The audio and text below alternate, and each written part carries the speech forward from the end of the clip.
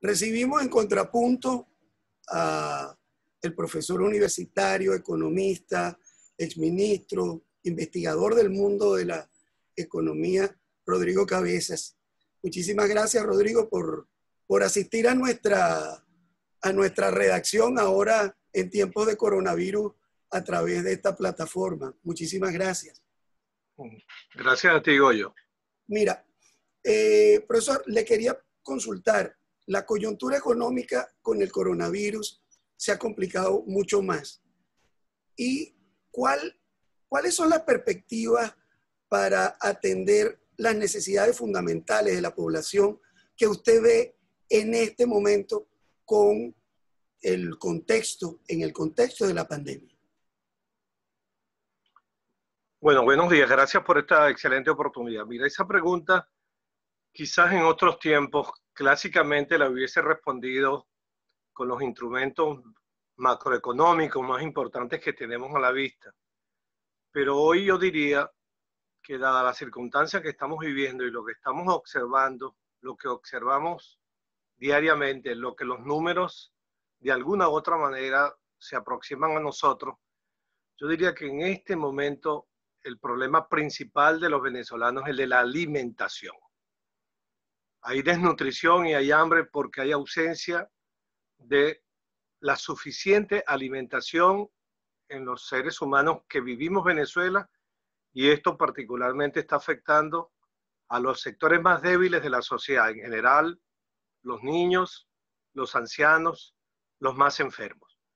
Por tanto, en este momento, desde el punto de vista de la economía humana, el esfuerzo que se le reclamaría al liderazgo político, el esfuerzo que se le reclamaría al liderazgo económico y social, es un esfuerzo que permita un suministro de alimentación a la población venezolana. Lo que hoy hay es absolutamente insuficiente, además de la crítica que tiene por ser simplemente un esquema de control social, lo llamado las cajas o las bolsas CLAP.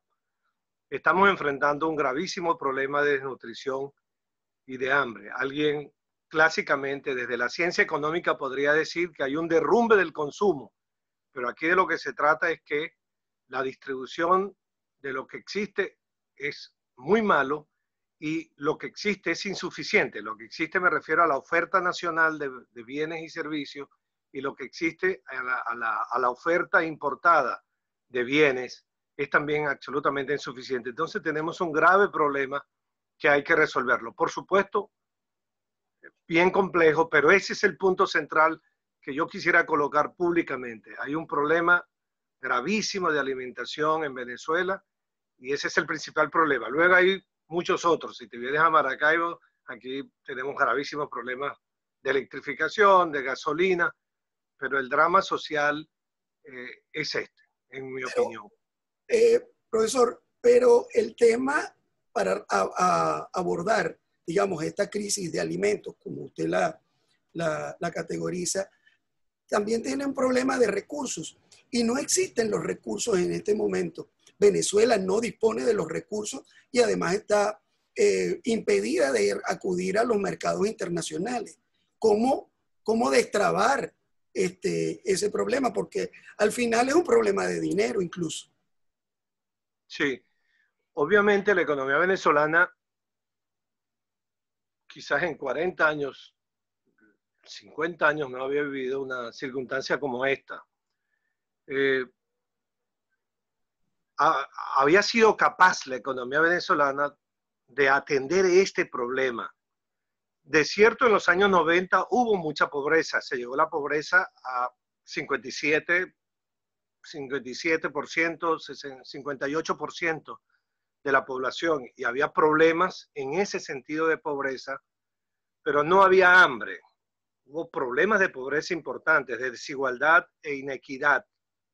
Hoy no solo está el problema de que tenemos, según cifras de la UCAP, la UCB, los académicos que investigan esto, cifras de pobreza exorbitantes que van al 90%. Entonces, por supuesto, este es un problema a resolver. La pregunta tuya está, ¿cómo se resuelve? Por supuesto que se puede resolver. cierto, todos estamos en el contexto que vivimos del deterioro de la industria petrolera, que era nuestra principal fuente de divisa. ¿Qué se puede hacer? Yo diría, viene a mi cabeza cuando oigo tu pregunta inmediatamente, diálogo, negociación y acuerdo. Pensando en la gente, pensando en los venezolanos. ¿Y esto es para qué? Para que efectivamente los actores políticos puedan darle una salida, una solución a esto. A ver, el gobierno de Nicolás Maduro no lo puede resolver. No lo puede resolver económica, no lo puede resolver políticamente. No lo puede resolver económicamente porque la economía está totalmente deteriorada, la industria petrolera está en el suelo y hay un bloqueo económico financiero. Y no lo puede resolver políticamente porque el país nacional lo albersa. No lo puede resolver la oposición, por muy legítima que esté en la Asamblea Nacional que lidera Juan Guaidó, no lo puede resolver porque no tiene los recursos económicos para hacerlo, ni el dominio territorial del país. ¿Quién lo puede resolver entonces? Bueno, yo estoy de acuerdo con que los venezolanos puedan, en este momento dramático que vivimos, ponerse de acuerdo para un gobierno de emergencia nacional incluyente, no sectario, que piense en la gente y que le dé la lección al mundo de que aquí pensamos en la gente y no solamente en una elección, y que en la coyuntura se pueden poner de acuerdo para instalar un gobierno que pueda incluir a todos los actores y resolver esto en el plano de lo económico, porque efectivamente se requiere un financiamiento internacional muy importante que atiende este tema del suministro de alimentos, que atiende este tema gravísimo de la posibilidad de recursos para el mundo sanitario, para atender la pandemia. Leí en estos días que el Fondo Monetario Internacional ha atendido ya a 100 países, 101 países se le han dado recursos y el Banco Mundial a más de 50 para, el último fue noticioso, cerca de 350 millones de dólares que le habían otorgado a la Argentina para equipos médicos que les permita a ellos enfrentarse a la pandemia COVID-19. Entonces, esto es posible, claro que es posible. Falta la voluntad política. Bueno, sí, faltará quizá la voluntad política. Eso es lo que pareciera que no existe, porque el gobierno de emergencia nacional es una propuesta de la oposición y la oposición no pareciera tener la suficiente, digamos, peso de calle, presión, capacidad para presionar al gobierno para forzarlo a llevar un gobierno de emergencia. Entonces, el juego estaría trancado. Es posible que esté trancado, pero como tú me lo preguntas, yo creo que esta es la alternativa. No veo otra, no encuentro otra, porque por el camino, el sendero que tenemos en estos 6 años, bueno, el resultado será mucho más pobreza. Siempre oyes a los políticos a veces decir, quizás algunos economistas equivocados, de que tocamos fondo, que estamos en el peor mundo. No, las economías no desaparecen, las economías no tocan fondo. Cada vez tenemos la posibilidad de estar peor. Y entonces eso es lo que hay que detener, porque el deterioro social, económico y político es muy grande, muy grave. Entonces eso es lo que hay que detener desde un punto de vista estrictamente humano. Y por supuesto, yo lo digo incluso desde la ciencia económica, porque al final de cuentas, ¿qué estudiamos nosotros cuando estudiamos economía muy jóvenes y cuando hemos estudiado economía en estos tiempos? Pues que todo el esfuerzo económico para producir riqueza, para generar riqueza, para distribuir riqueza, el que producir siempre tiene como respuesta para el ser humano, producir para el ser humano, distribuir la riqueza generada para el ser humano. Es decir, el ser humano está en el centro de las decisiones de política económica, pero siempre las hace el Estado. Entonces, cuando entras a la esfera del Estado, ya entra lo político, lo ideológico político. Esta vez, lo dice alguien que, como tú sabes, Goyito, tiene la adhesión a un ideal. Yo sigo siendo un hombre de izquierda, creo en el ideal de la igualdad sustantiva, en derechos, pero en este momento vale la pena hacer un esfuerzo venezolano, no capitalista, no socialista, no de izquierda, no de derecha, no de centro, no religioso, un esfuerzo venezolano por atender al hambre que hay en Venezuela. Pero hay un sector opositor que está comprando el tema electoral. El tema electoral propuesto y que además es constitucional, que de allí son los argumentos para que se dé un proceso electoral sobre el tema parlamentario, no es una salida política, en su opinión. Bueno, tal y como la está diseñando el gobierno, por supuesto que no. La estrategia del gobierno está clara y creo que el país la tiene develada. La estrategia del gobierno está allí en un tribunal supremo quitándole el partido a Acción Democrática, quitándole el partido a Primero Justicia, quitándole el partido a Voluntad Popular, quitando los partidos políticos competitivos. Es decir, la oposición que puede marcar la diferencia. Posiblemente le quiten también al Partido del Nuevo Tiempo, al equipo del dirigente Manuel Rosales y compañía. La decisión está allí, un Consejo Nacional Electoral no consensualizado. El Consejo Nacional Electoral sigue siendo controlado por el Partido Socialista Unido de Venezuela. Las 3 personas que allí pusieron son del Partido Socialista Unido de Venezuela, activistas del PSV, dirigentes, si no dirigentes, subordinados a la estrategia del Partido Socialista Unido de Venezuela. Pero hay 2 rectores que adversarían a esa posición. Y antes era uno solo. Digamos, eso es un adorno. Una correlación de fuerza. No, eso es un adorno. El control del PSV, el control del CNE es del PSV. A otros con esa ilusión de que un rector, por muy bueno, yo tengo respeto por uno de los rectores, por supuesto, desde el punto de vista personal. Fuimos parlamentarios de izquierda en un momento, pero el andamiaje electoral, los 13.000 centros de votación, los jefes de centro, las maquinarias, el manejo de las máquinas, por favor, eso es histórico, controlado por el Partido Socialista Unido de Venezuela. Pero en todo caso, yo creo que si el sistema político venezolano y particularmente el actor que requiere gobernabilidad, en este caso el sector que lidera el presidente Nicolás Maduro, adviniera por unas elecciones libres, transparentes, verificables, que dé plena garantía de participación a los demás actores, que restituyan la conducción de los partidos políticos a sus dirigentes naturales, porque eso inmediatamente muestra que estás preparando un fraude. Si yo te quito a ti, te monto en el ring, pero te amarro las 2 manos, pues por supuesto que el resultado está absolutamente pintado. Si los actores políticos se guardaran expresiones políticas tan antidemocráticas como la que expresó el ministro de la Defensa de mi país, totalmente antidemocrático. Pero eso es lo que existe, profesor. Con eso hay que lidiar. Ante esa realidad nos enfrentamos. Entonces, ¿cuáles son las alternativas que se pueden plantear para buscar ese espacio de negociación, de acuerdo, de diálogo del que usted bien ha hablado? Bueno, condiciones, yo diría la oposición y la Asamblea Nacional ha hablado de condiciones mínimas. Yo te lo digo como un habitante cualquiera de este país, como un ser humano que tiene un voto, que es por cierto el arma que tenemos los venezolanos, ¿no?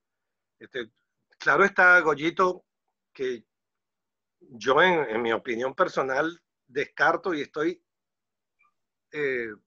radicalmente, por razones principistas y venezolanas, alejado totalmente de cualquier opción de naturaleza violenta y mucho menos intervenciones militares de otros países y de otros soldados en mi país. Nuestra arma es el voto, nuestro pensamiento. Alguien del PSV, porque yo expresé un punto de vista crítico, me voy por ti, Rodrigo Cabeza, te vamos a no digo la palabra porque es grosería. Yo le dije, bueno, vente, yo estoy aquí en mi biblioteca, mira, tengo cerca de 2000 libros, esas son mis armas, no tengo otras que otras armas, y no tengo riqueza, no tengo dónde irme al exterior, estoy aquí. Entonces, sin echarle fuego La candela. a la candela, yo diría que reivindico la posibilidad civilizatoria de que los venezolanos tengamos la posibilidad de un acto electoral donde participemos todos. Y hay sectores importantes de la vida social que lo reclaman. Y hay un manifiesto de la Conferencia Episcopal muy firme, muy duro, que representa un sector importante de este país, es decir, lo de la Iglesia Católica, donde expresan un reclamo por elecciones limpias, democráticas, no atropelladas como efectivamente se están haciendo, de revisión del registro, de la posibilidad de inscripción de los partidos políticos. Pero ahora yo hago preguntas capitales. ¿Cómo participa ahora Primera Justicia, Acción Democrática, Voluntad Popular si no tienen partido? Se los quitaron. ¿Tú me entiendes?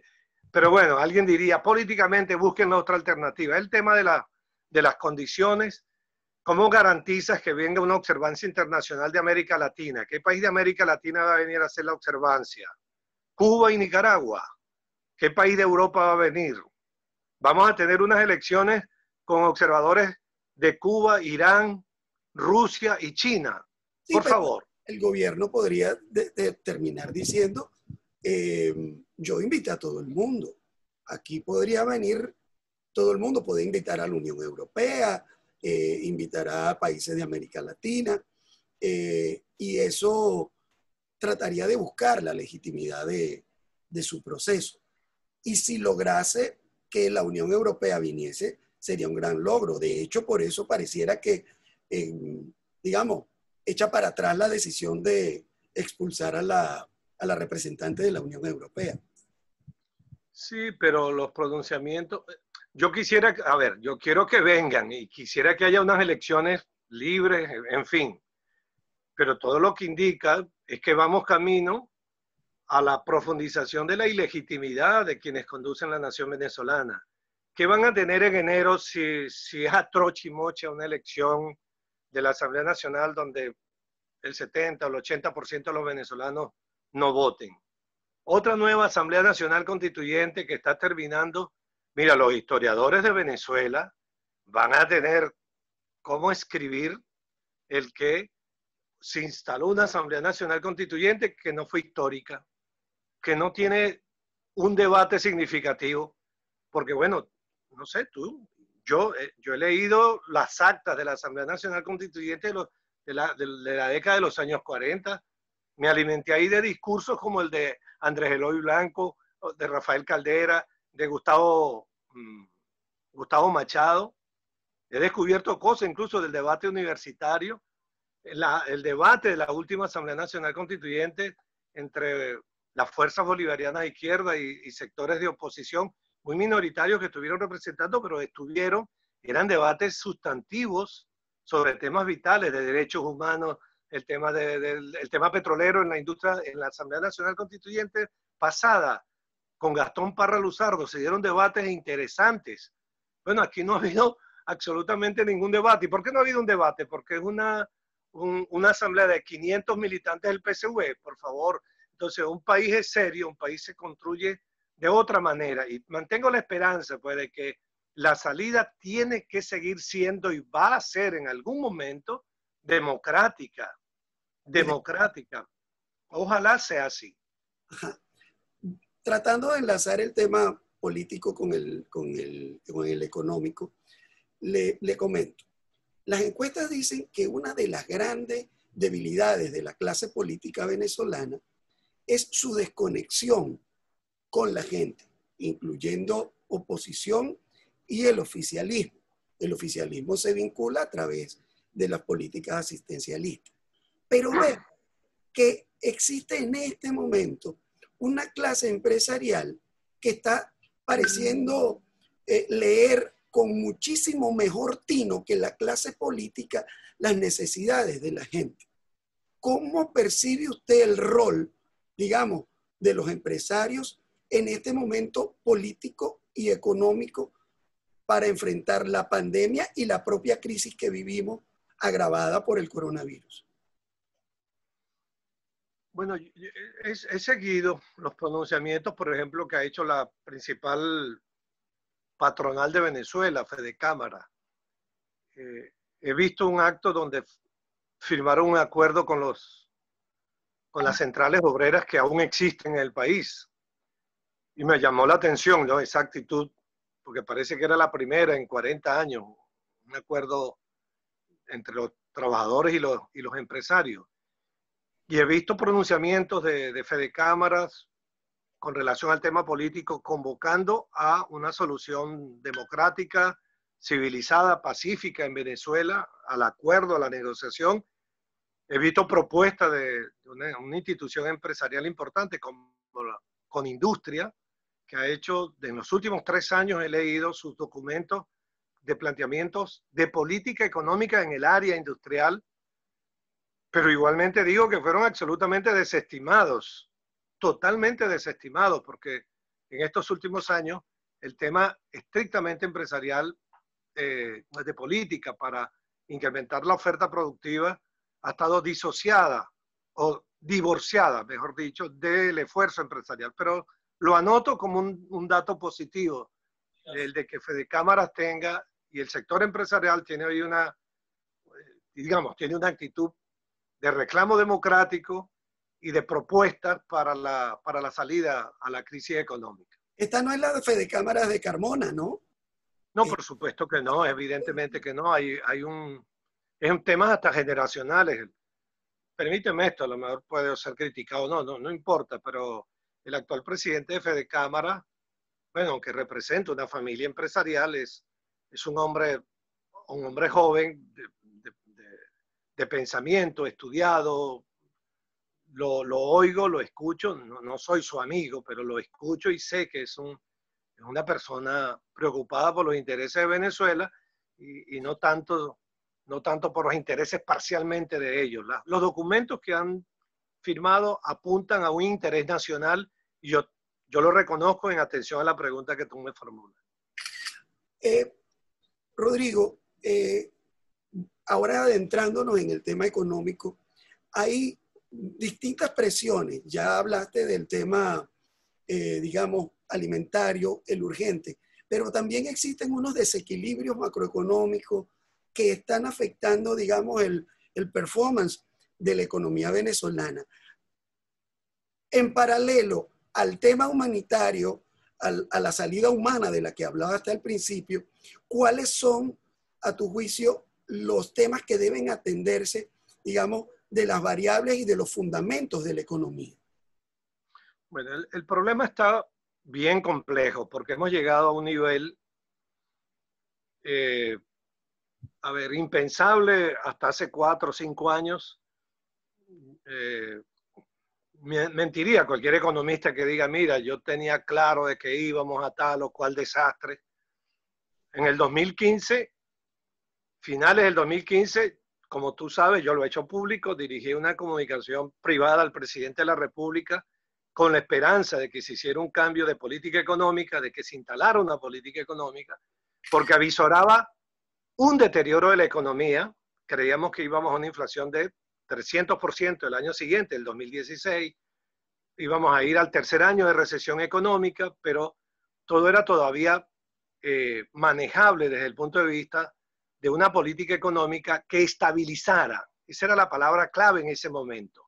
Eso no se hizo, entonces el deterioro es muy grande. Tienes un colapso macroeconómico nunca visto en Venezuela, ¿verdad? Y tienes, en segundo lugar, un deterioro operacional y financiero de la industria petrolera jamás conocido. Vamos camino a producir menos petróleo que el Ecuador. Entonces, cuando tú dices, en atención a tu pregunta e intentando acercarnos a la respuesta, claro que se puede hacer cosas, claro que desde la ciencia económica se podrá hacer, se puede construir una política económica sistémica que enfrente el deterioro operacional y financiero de la industria petrolera y este cuadro de desequilibrio macroeconómico agudo que nos ha conducido a una recesión. Pero lo coloco así en el plano para que se me entienda. ¿Qué hay que detener? Sin lugar a duda, hay dos problemas que tú tienes que enfrentar. Un gobierno serio, un gobierno con sentido de lo nacional, un equipo económico, ¿verdad? De verdad, económico, macroeconomista, de economistas y expertos financieros, junto con el Banco Central. La primera tarea es detener la hiperinflación. Y detener la hiperinflación inmediatamente te tiene en la cabeza la política fiscal, la política monetaria y la política cambiaria. Tienes tres cositas que resolver allí inmediatamente. Entonces, detener la hiperinflación. ¿Cómo ataco el tema de la hiperinflación, Rodrigo? ¿Cómo? ¿Cuáles serían las acciones inmediatas para atacar el tema de la hiperinflación? Que lo Okay.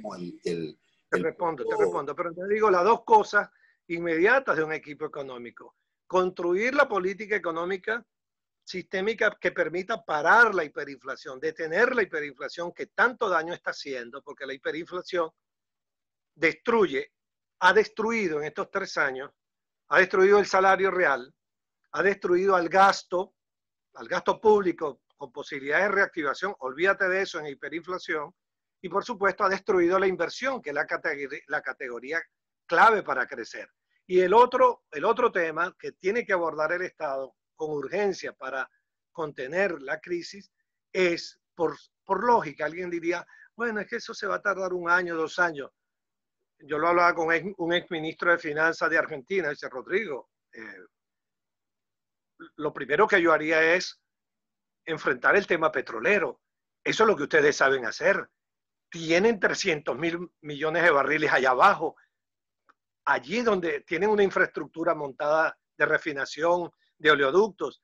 Eso hay que reactivarlo. Ese es el segundo tema, que habría que inventarse la política petrolera que nos permita producir de nuevo en 5, 10 años los barriles petroleros suficientes como para ayudar a la reactivación económica. Vuelvo al primero. El primero es la gran exigencia de corto plazo, pero es de política económica. Eso no se resuelve con cadenas nacionales, con discursos. No se resuelve con amenaza a los empresarios. No se resuelve con un señor revisando panadería. Era comiquísimo ver a un señor, no lo voy a nombrar, metido en las panaderías, metido en la zapatería, aquí revisando con policía, metiendo preso a empresarios. Así no se manejan las economías. Imagínate tú que China o Estados Unidos se manejaran así. ¿Cuántos policías necesitarían para ir a revisar los centros comerciales o los espacios donde se vende algo? Un lapicero, una ropa, un pantalón, un libro, un alimento. Por favor, se maneja con política económica. Entonces, la hiperinflación, en primer lugar, digamos, tiene un cuerpo, es posible un cuerpo de decisiones, pero tienes que resolver un tema capital, vital. Sin él no lo puedes resolver. Y ahí hay un problema político. Pero el problema económico, ¿cuál es?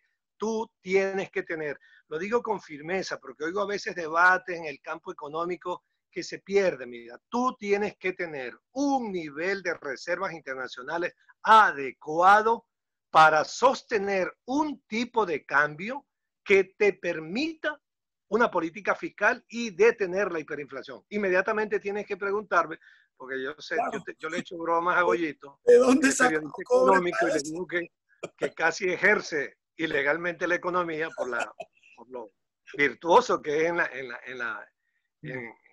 en el manejo de estos temas, que inmediatamente tú tienes que resolver el problema político de quién coloca un nivel adecuado de reservas internacionales, porque tú dirás, bueno, y el petróleo se te va a tardar 1 o 2 años en que pueda subir a 2 millones de barriles, 5 años para que llegue a 2,5, qué sé yo, de acuerdo a lo que se ha estudiado.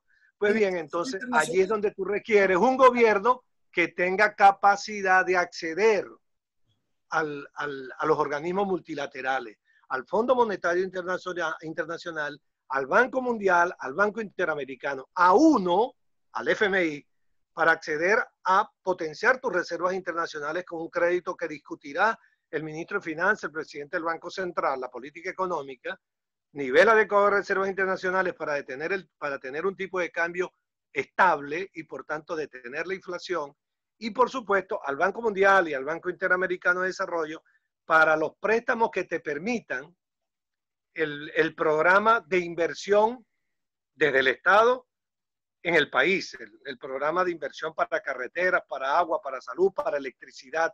Eso es posible. Incluso, déjame decirte, Collito, allí tenemos una cartera casi relativamente virgen, donde Colombia, Argentina y Brasil tienen, entre Banco Mundial y Banco Interamericano de Desarrollo, están utilizando en estos últimos 5 años en promedio 12.000 millones de dólares prestados a largo plazo y con tasa de interés del 1.5%, que casi te lo regalo. Nosotros en el Banco Mundial tenemos la cartera en cero. Cuando digo que tenemos la cartera en cero, no es lo negativo del cero, sino que tenemos la posibilidad que nos presten en el corto plazo 3, 4 mil millones de dólares destinados a programas de inversión, de capitalización de la República. Igual tienes posibilidad de acceder al Banco Interamericano de Desarrollo y con diplomacia podrías acceder al Banco Asiático de Infraestructura para préstamos baratos que tienen que ver con la infraestructura. Ahora, eso no son préstamos para el partido político, para la corrupción, esos son préstamos que cada 3 meses van a venir a revisar y a supervisar el avance de las obras. Entonces, que nadie salga con el cuento, como oí a veces, no podemos tener préstamos del Banco Mundial porque eso cada 3 meses viene a vulnerar la soberanía nacional. Pero por favor, si es para una represa, si es para una construcción de carreteras, autopistas, para mejorar los laboratorios universitarios, para mejorar las escuelas, un programa de mejoramiento de las escuelas, que sería maravilloso, por ejemplo, que ellos pueden prestarnos. Entonces, ahí tenemos esa oportunidad. Pero lo primero es lo primero, la política fiscal, monetaria y cambiaria que coloque las reservas internacionales en el nivel adecuado y luego, por supuesto, fije un tipo de cambio y trate de estabilizar. Ahora, por supuesto, eso va en correspondencia con el programa de crecimiento económico, porque tú tienes que tratar de sanear fiscalmente a la República, porque el déficit fiscal es desbordante, y la única manera de hacerlo sanamente en una economía es que la actividad productiva, es decir, la agricultura, la agroindustria, la industria, el comercio, la importación y exportación, se reactive, pague impuestos y de esa manera tú puedas, el Estado puede hacer políticas públicas en el campo de sus competencias. ¿Eso es posible dentro del escenario de la pandemia? Sí, claro, vale, claro que sí, los gobiernos están todos actuando. Cuando tú revisas países escandinavos, europeos en general, cuando tú revisas la propia China o revisas allí a Estados Unidos con todo y el drama de los números de la pandemia, el Congreso de los Estados Unidos aprobó hace, no recuerdo, creo que a diciembre, que esta cuarentena nos tiene ya con los números, aprobaron un programa bipartidista, sin votos salvados, votado por los demócratas y los republicanos, ¿verdad? Una inyección a la actividad económica que ya va por 2 billones de dólares extraídos desde el aparato estatal para contener la caída económica. Siempre va a haber caída económica, pero es distinto que tú caigas al vacío sin nada, que caigas al vacío con un paracaídas pequeño. Es lo que están haciendo las economías europeas y norteamericanas, porque si no la caída fuera 10-12% del PIB, va a ser entre 4-5% del PIB. Incluso la propia China probablemente pueda caer 1% o 0%, pero van a tener impacto, pero sus políticas económicas les va a permitir tener un aterrizaje un poco forzoso, pero no estrellarse. Ese es el punto. Para cerrar, Rodrigo, pareciera que las ecuaciones políticas y económicas en Venezuela no se producen como en otras partes del mundo. Porque cualquiera podría decir, las encuestas dicen que el gobierno del presidente Maduro tiene un alto porcentaje de rechazo, hay un problema económico muy grande y además la oposición tiene el apoyo, digamos, del hegemón global como uno de los principales potencias del mundo como los Estados Unidos. Esas 3 variables sumadas deberían dar cambio político. ¿Por qué no se produce? Volvemos quizás a lo segundo que hablamos, porque hay que hacer un nuevo esfuerzo por nacionalizar la salida venezolana. Y la salida venezolana tiene que ser hechura de manos venezolanas, de acuerdos venezolanos, sin tierra arrasada para nadie, ni para el madurismo ni para la oposición. Y la salida entonces tiene que ser acordada, es decir, cuando se diga cuando digo nacionalizada es porque decimos con firmeza, no nos debe resolver nuestro problema los rusos, los chinos ni los norteamericanos.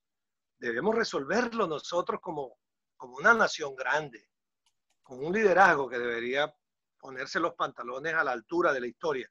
Entonces, palabras finales, para una salida civilizada, pacífica, no violenta, tiene que ser profundamente democrática. ¿Y qué es lo profundamente democrático? Caramba, que el pueblo sea el que decida, pero no 1 millón, 2 millones de venezolanos, donde votemos los 15 millones, los 17 millones que aún quedamos acá en Venezuela, y que podamos decidir para que ese precepto constitucional tan hermoso que está allí en la Constitución, que dice la soberanía reside en el pueblo, que la ejercerá a través de su participación y del sufragio. Permítanos que nuestras armas, que son los votos, sean las que se expresen. Eso es lo que le reclamamos a quienes hoy conducen de una manera autoritaria y autocrática el gobierno. Permitan que la mayoría se exprese y permitan la posibilidad del relevo gubernamental. En democracia, cualquier otra opción política, cualquier opción política va a continuar. El mejor ejemplo lo acaba de dar el pueblo de Argentina, donde era inimaginable que la señora Cristina regresara al poder en 4 años después, así fuera de vicepresidenta. Y regresó, pero lo decidió no los rusos, no los norteamericanos, no los chinos, no los iraníes, los decidieron los argentinos. Entonces, vamos a permitirle a Venezuela una salida democrática.